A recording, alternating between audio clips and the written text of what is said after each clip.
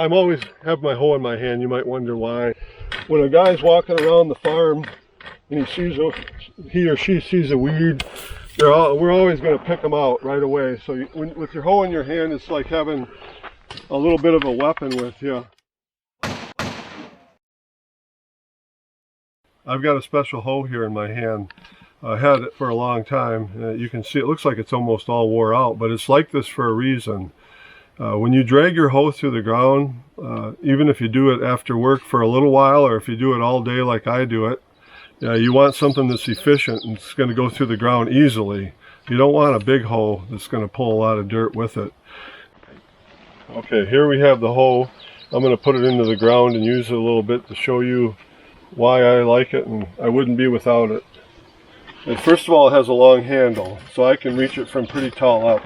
But I go along and I can delicately and intricately take weeds out with the edge of the hoe. If I have to pull it through the ground, I'm just pulling the cutting blade. I'm not pulling a whole big piece of metal through the ground. You keep your hoe sharp, and you can do very delicate hoeing with a hoe like this. If you have to, you can use it to dig deeper. You can use it either way. You can make trenches and you can dig deep with it.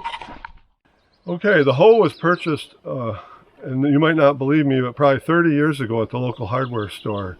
And I have cut the blade down a little bit when I sharpened it a few times. But it was a small hoe when I bought it. Now, you can buy these hoes today. They'll be a little different shape, but they'll be basically designed with a thin blade.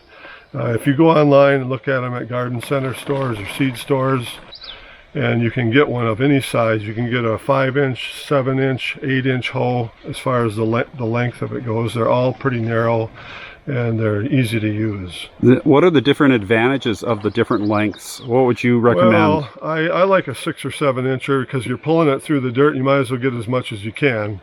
You know, some people like them smaller, but you know, if you turn the hoe sideways and use it this way, you've only got a 1-inch hoe. You know, and that goes between the small crops. You can do onions, and you can get in between very small areas if you stroke it sideways.